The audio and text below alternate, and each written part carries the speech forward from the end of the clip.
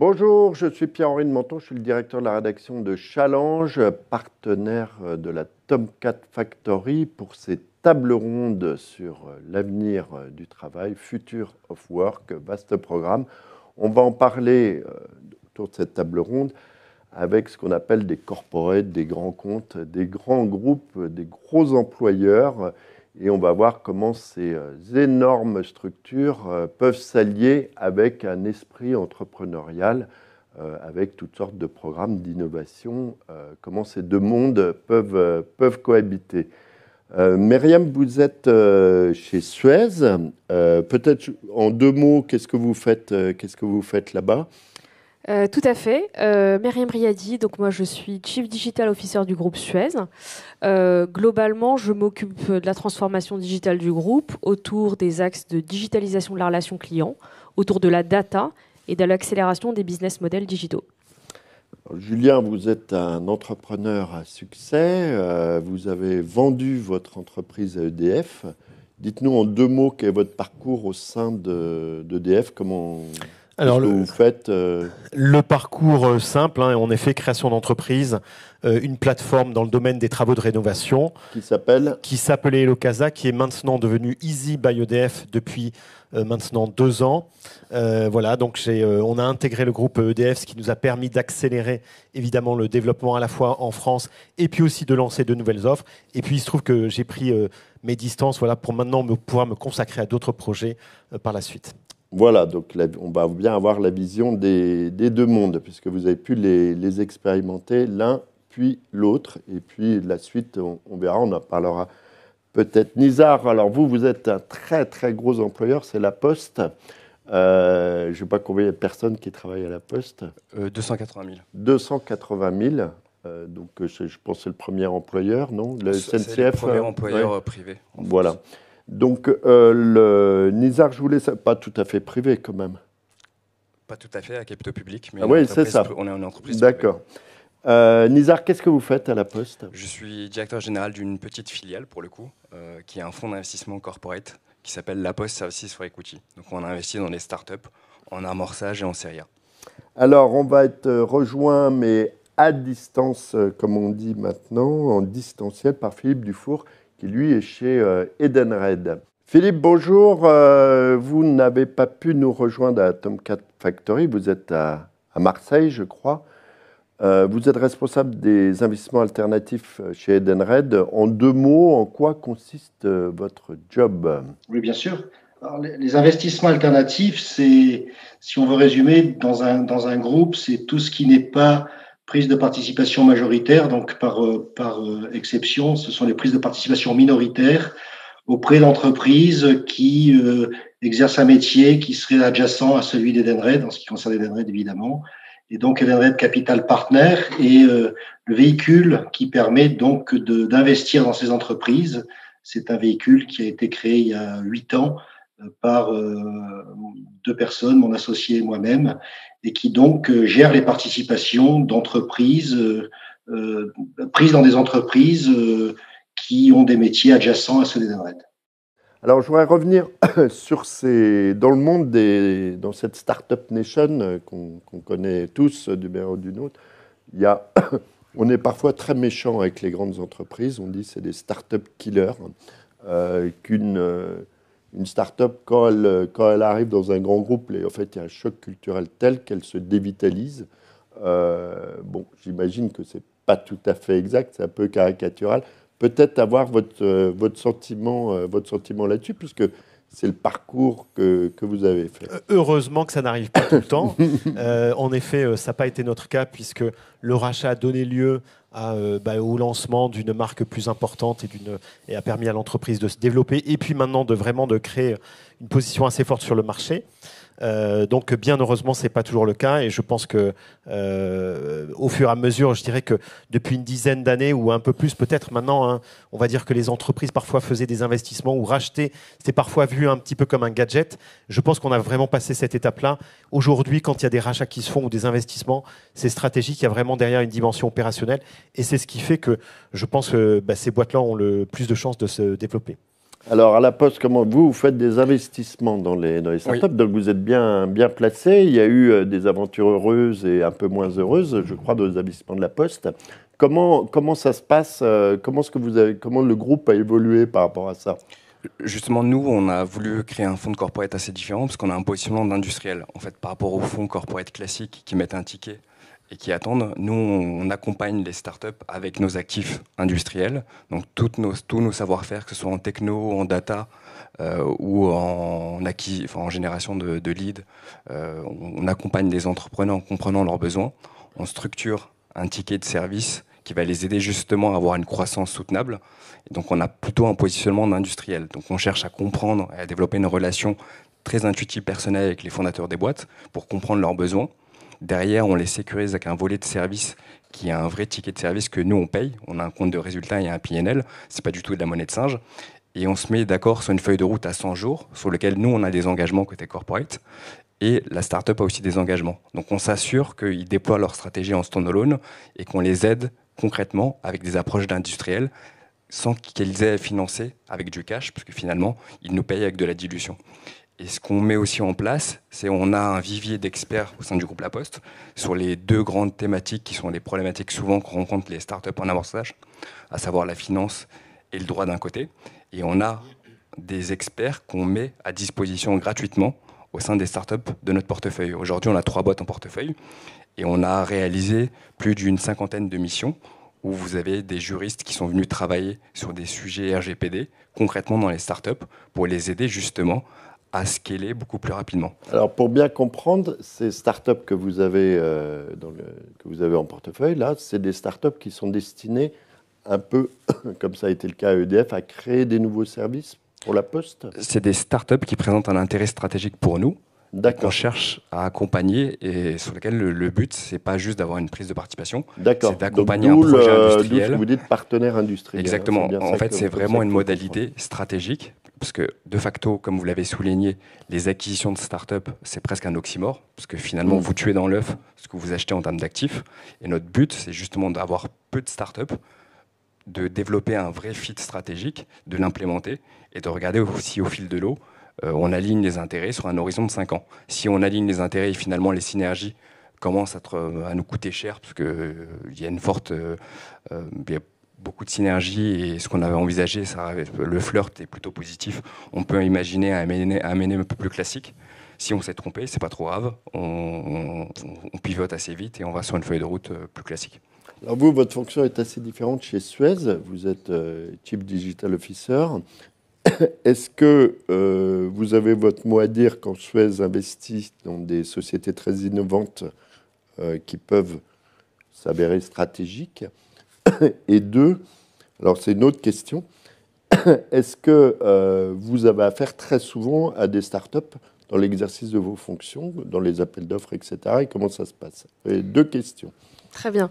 Alors, par rapport à notre rôle sur effectivement des investissements dans des startups, s'il y a une composante technologique importante sur des algorithmes, sur de la data, notamment, oui, on peut être sollicité pour donner notre avis, voir s'il y a un bon fit stratégique, parce qu'on peut être aussi dans cette logique de se dire, voilà, on sent qu'il y a quelque chose à faire sur cet asset technologique, une société avec des capteurs particuliers, par exemple, et une couche d'algorithmie. Ce qui va nous intéresser, c'est de mettre d'abord un ticket, travailler avec eux. Vous faites de l'origination, c'est-à-dire vous trouvez parfois des pépites, des startups en disant celle-là... Alors oui, on peut commencé par un partenariat avec une start-up sur un projet concret. Et donc, effectivement, quand on a un cas d'usage, on va chercher dans nos réseaux quelle entreprise de data, par exemple, peut nous aider à résoudre cette problématique, par exemple, pour commencer. Et puis, si le partenariat fonctionne, si on voit qu'il y a un intérêt stratégique plus grand, et ben pousser à une première prise de participation, puis à faire plus gros. Donc voilà, on a ce rôle-là parce qu'on est capable de comprendre plus dans le détail ce que font ces entreprises. On va pas être les seuls sollicités parce que il y a aussi un regard métier. Aujourd'hui, le digital tout seul, ça veut plus rien dire. Ce qui compte, c'est la verticale métier chez nous, dans l'eau, le déchet, la smart city. Donc voilà, le fit aussi stratégique avec les métiers est aussi important. Alors, et maintenant, en tant que, on va dire, acheteur de services, quel est le mix entre les très grands groupes tech auxquels vous avez affaire et les startups? Alors, on travaille effectivement avec des hyperscalers et aussi avec des startups. Hyperscalers sur tout ce qui est plateforme data, infrastructure. Voilà, quand on veut être une entreprise data-driven à l'échelle, il faut travailler sur cette partie autour des architectures, autour des plateformes. Et donc là, on a des relations avec les acteurs de place sur ces sujets. Sur la partie start-up, c'est aussi des écosystèmes avec lesquels on travaille beaucoup. Encore une fois, sur des use cases, on va commencer par un cas d'usage, voilà, dans un pays, une usine, pour tester l'appétence, l'impact business, le fit entre les équipes, sur quelque chose d'assez concret. On est dans une logique assez souvent de co-développement. On aime bien, sur des sujets stratégiques, co-développer un algorithme, garder une part de propriété intellectuelle sur les sujets qui pour nous sont importants pour notre développement. Donc effectivement, moi dans les projets que je gère, on a beaucoup de projets qu'on fait avec des startups autour du computer vision, par exemple dans le déchet, autour de tout ce qui est capteur, algorithme autour des capteurs dans l'eau, et on est en veille permanente sur ces sujets, mais on part vraiment du besoin métier, du cas d'usage. On n'est plus, en tout cas, je pense, dans les grands groupes, dans des veilles très très larges et un intérêt plutôt, une curiosité envers les startups, juste pour voir à quoi ça ressemble, sans besoin métier derrière. Philippe, on a l'habitude de dire, sans doute à tort, que les grands groupes sont des startup killers, et pourtant, les grands groupes sont capables de créer de la valeur pour les startups. Comment vous faites chez Edenred ? Évidemment, je vais prêcher pour notre paroisse, mais le corporate venture, à notre avis, apporte un éclairage opérationnel assez puissant, puisqu'il s'appuie par définition sur un corporate qui, lui, est un opérationnel. Et donc, on apporte cet éclairage qui n'est pas insignifiant lorsque une entreprise lève de l'argent, qu'elle doit monter ses opérations, développer son capital. Donc, on pense qu'on apporte l'équilibre entre dépenser beaucoup d'argent pour aller chercher la croissance et puis être un petit peu plus prudent parfois ou un peu plus vigilant sur la manière dont il faut dépenser cet argent. Et cela, on le fait pour le bénéfice de l'ensemble des actionnaires, puisque nous investissons dans une entreprise, mais toujours auprès d'autres actionnaires. Donc, cet éclairage profite à l'ensemble de la société. Alors Julien, donc vous êtes très content, vous avez été très content de vendre, vous avez été visiblement content de vos 2 ans. Tout à fait, oui. J'imagine qu'il devait y avoir c'est une belle expérience. etc. Qu'est-ce que vous retenez de cette expérience, de ce choc culturel Alors c'est vrai que c'était une très belle expérience. Parce que aujourd'hui, ce qu'on avait démarré il y a maintenant quelques années continue à vivre avec un nom un petit peu différent et à se développer de manière assez sympa. Donc ça, c'est très beau. Après, c'est un choc parce que c'est vrai que je suis passé de la start-up où on était 3 au grand groupe parmi les plus grands. Donc, où effectivement, on voit... vous n'étiez peut-être pas 3 quand vous avez vendu. Non. Bon. En effet, on était 3 au tout démarrage. On était une 50aine quand on a vendu. Quand je suis parti, un peu plus d'une 100aine. Donc on a vécu, c'est ça qui est passionnant, les différentes étapes auxquelles faisaient allusion d'autres personnes dans une des plateformes tables rondes précédentes. Donc ça, c'est absolument génial. On sait que chaque organisation, qu'elle soit privée ou publique, génère de la bureaucratie. Totalement. Est-ce que comment est-ce qu'on fait pour lutter contre ça quand on arrive dans ce milieu-là ? Est-ce que vous apportez un peu de fraîcheur, de simplification? Alors c'est le but.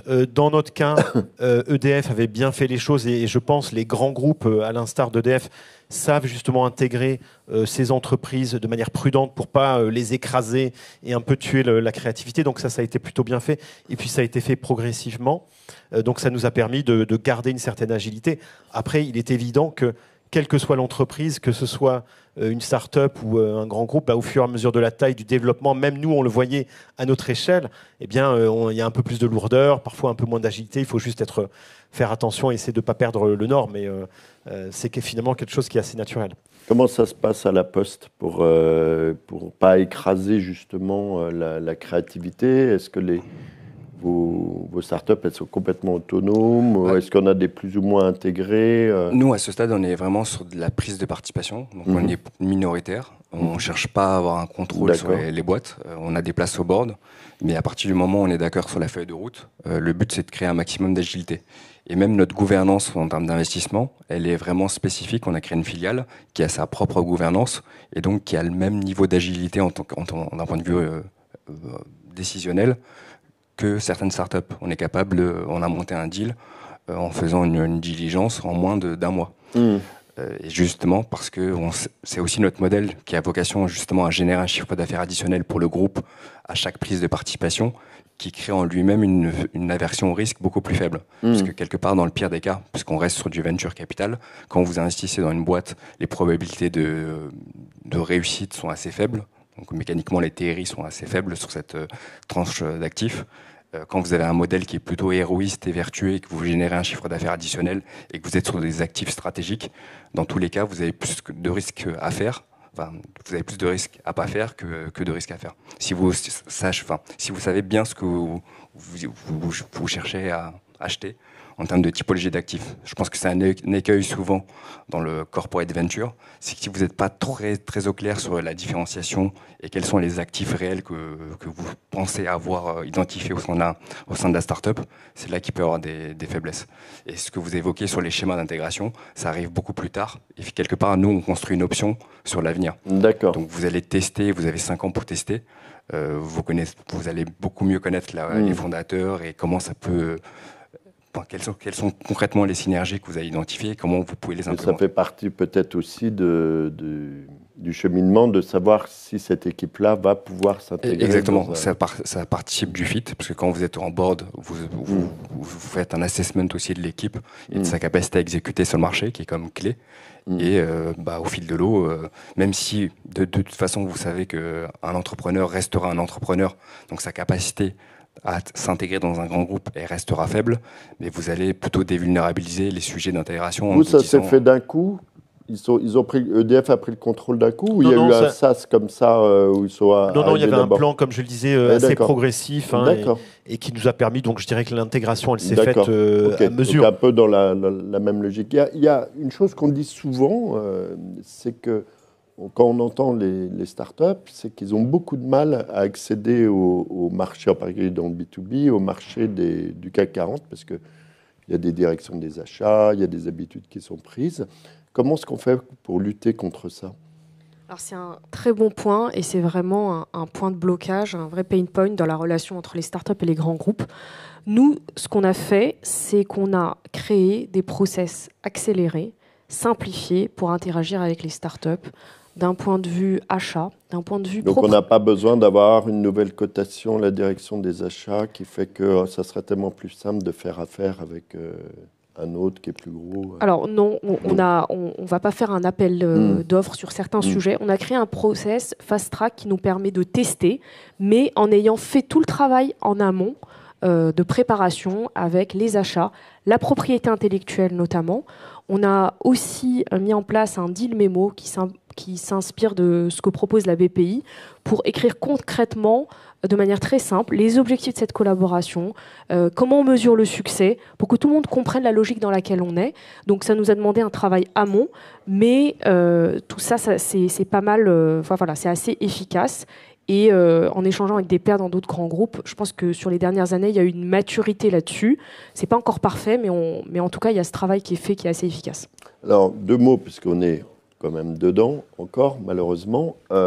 Comment cette crise sanitaire, le distanciel, le télétravail, est-ce que ça plutôt bénéfique, en fait, dans les relations avec des petites structures comme ça, autonomes, ou au contraire, on a tendance à en perdre? Comment c'est géré? Comment vous l'avez vécu? Quelle est votre expérience sur ces derniers mois? Alors, côté Suez, ces derniers mois, je dirais que d'un point de vue organisation du travail, ce qui a été marquant, c'est effectivement cette généralisation du télétravail et également le fait d'avoir banalisé, de prendre des décisions importantes à distance. Et du coup, depuis septembre, on a négocié un accord de télétravail généralisé pour le groupe.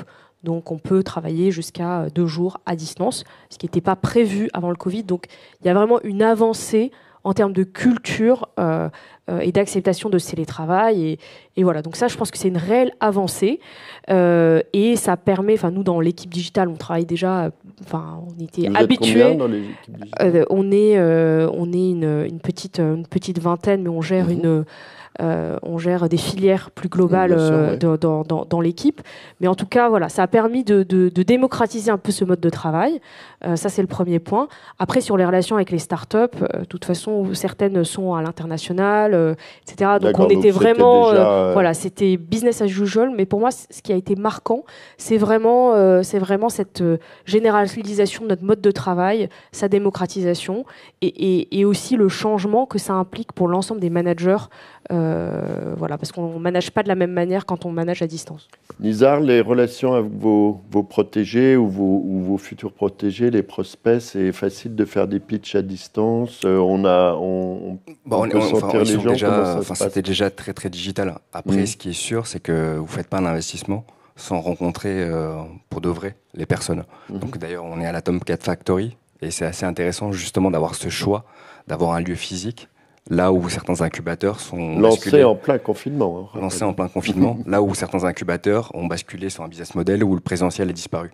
Et je pense que justement, c'est un des paradoxes de ce qu'on vit, c'est que plus vous faites du distanciel, plus vous avez besoin de proximité. Et pour créer un intuitif personnel, la rencontre, elle est quand même impérative. Donc nous, finalement, c'était à business as usual, parce qu'on ne pouvait pas faire un deal sans rencontrer l'équipe fondatrice. Julien, je vais vous laisser le mot de la fin, peut-être avec un scoop, parce que vous nous avez parlé de 2 de vos vies, en tout cas les 2 précédentes. C'est quoi la 3e vie ? Quels sont vos projets ? Alors les projets, écoutez, c'est à venir dans les mois qui viennent. Hein. Mais plutôt déjà dans l'entrepreneuriat. Oui, plutôt dans l'entrepreneuriat, soit en direct, soit rejoindre un projet innovant. Voilà, d'accord. Et comme entrepreneur ou comme exactement, investisseur ? comme entrepreneur, même si je peux le faire aussi en parallèle comme investisseur ou accompagner quelques startups, ce que je commence un petit peu à faire. Mais le but, c'est quand même, je pense qu'une fois qu'on y a goûté, on a envie de continuer ça et de revivre cette expérience. Et puis on se dit aussi, bêtement, j'ai fait tellement de conneries et puis si j'arrivais la prochaine fois à corriger ne serait-ce que la moitié des bêtises qu'on a pu faire la première fois, ça peut être encore plus sympa comme aventure. Voilà, merci beaucoup. Merci à tous les 3. Cette table ronde s'achève ainsi et rendez-vous pour un prochain rendez-vous Future of Work.